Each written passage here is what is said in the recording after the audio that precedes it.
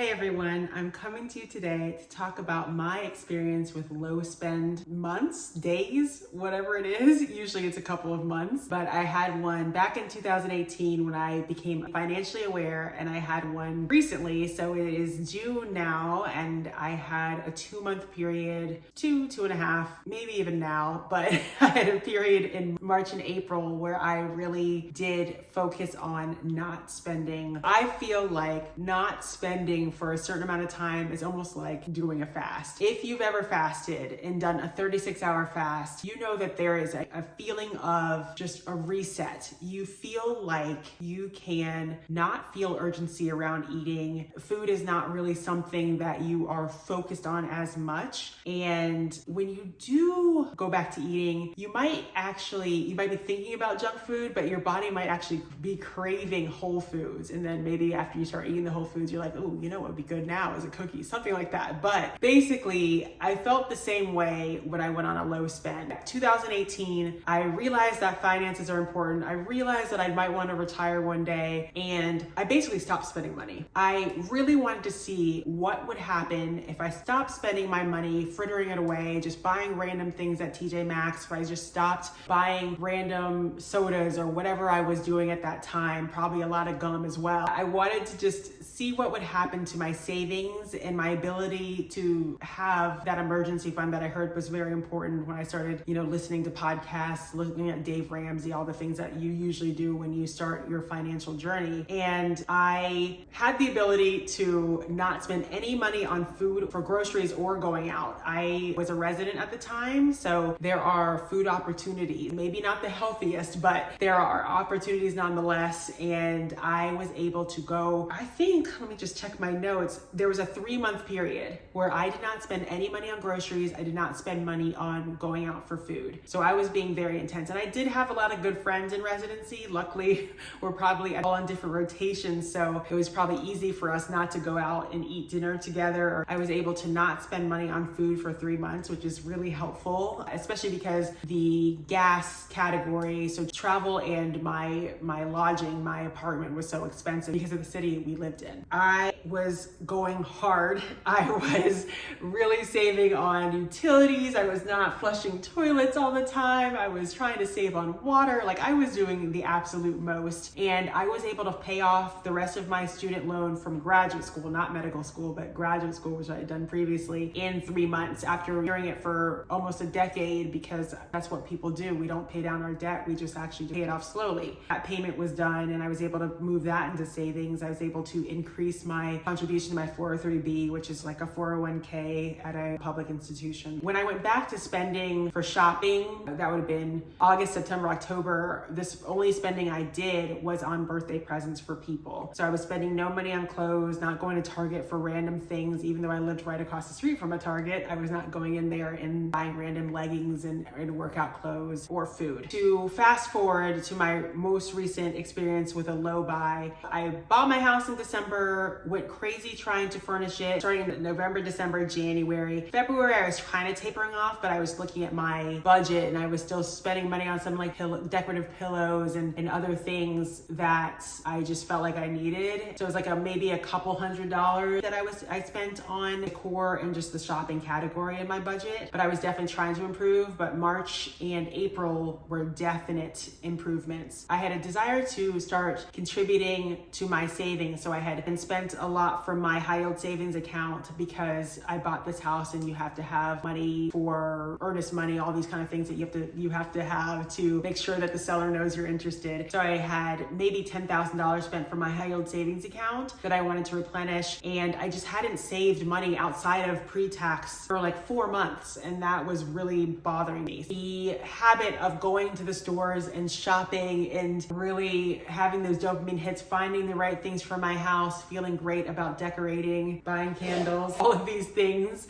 kind of paled in comparison with my desire to increase my savings. And so having that goal of really trying to replenish my emergency fund or my high yield savings account and to do some good saving post-tax, my goal outweighed those habits that I had developed. For me, it was definitely not a no spend challenge. It was really just me not wanting to shop because I generally don't spend a lot of money on takeout I don't do meal delivery, and I don't eat out often. My boyfriend and I will eat out once a week. I'll see friends and we'll go to brunch. It's like 1 to 2 times a month where I'm actually paying for the meal. Those kind of things I will spend on because it isn't a problem for me. I don't really desire to go out that often. I like to eat at my house mostly. I had a couple of those expenditures where I went out to eat once a month, once with friends, and once I paid for my boyfriend's meal and everything because he always pays for me. I paid for those in March and April, maybe $50 for each of those. Since that low spend in March and April, I really have continued those habits. In May, I decided to start a YouTube channel, and I was kind of coerced into paying for this editing software that I was using because editing is actually really hard and it can take a lot of time. I was using the free version of the software that I'm currently using, and I had used what I thought was the free version, but I was using some of the premium editing templates. I don't know what. It was either pay $20 and keep the edit of the video that has gone up before, or just like scrap that and then spend about 4 hours editing a video, and I wasn't going to go back. So I spent money, $20 on that. I was sick of having my iPhone propped up haphazardly in my window to film the videos that I did earlier. So I bought tripod for my phone so I could film more easily. I'm already in the habit of not buying random things when I go out. Even if I'm at a sporting event, it doesn't occur to me necessarily to be eating while I'm there. And that's probably because of intermittent fasting. It's so easy to conflate busyness and a full life with being out in the world, going shopping and doing things. That was hard for me anyway. This is why I mention it in almost all of my videos. To get in my car, leave my house, go see a couple stores, see what's out there, made me feel like I'm busy. And instead, sitting in my house, being happy sitting in my house and enjoying my mortgage, reading a book, working out, doing whatever around the house, I had to remind myself that I am fine. These are things that I also like, instead of that dopamine hit that comes with shopping and finding the perfect thing. So what was the result of my low spend months? And I do feel like I'm still kind of in them. I have restarted my grocery fund. So I have always given myself about $450 a month for groceries. So I am still having that as my top of the line budget, and I won't go over that, but I am still pretty consistently under that for groceries. I am buying more frozen foods so that, if I'm making a smoothie, I could use frozen spinach, I can use frozen vegetables, frozen fruit, and then my protein powder. So it's not like a rush to make sure that I'm using it for fresh produce, and it has actually helped me spend less money month over month on groceries. So I'm usually going around $200 to $300 in my grocery budget now after this low spend. I was also able to fully fund my Roth IRA. I was able to fund my health savings accounts. Both of those were funded in my low spend months, and I was able to work on replenishing my high yield savings account, and I'm still not anywhere close to where I want to be. I think I want at least 12 months of expenses in my emergency fund, and I also want my house to have its own emergency fund, which is at least $20,000, maybe $30,000. So I really realize that I have no desire to shop. Actually, I was having lunch with my boyfriend today, and we went into a classic little knick-knack shop. A lot of cute things that I really like, but nothing was coming home with me. It wasn't even a thought that I should break out my wallet. Maybe if something had been amazing, but I can't even imagine what that would be at this point. I really have less desire to shop and more desire to put money away right now. I do have some big bills coming up. So I have my disability insurance coming up next month, and then my inspection, my car insurance, my umbrella insurance, all of those things will come up in the months of July, August, and maybe September. So I have about a 3-month period of a lot of bigger expenditures. I do plan to keep low spending, not spend on shopping. The only thing I am thinking now is that I have really enjoyed making YouTube videos, and I'm thinking about upgrading my camera as well as audio so that I can keep making videos and try to make them more appealing. Anyway,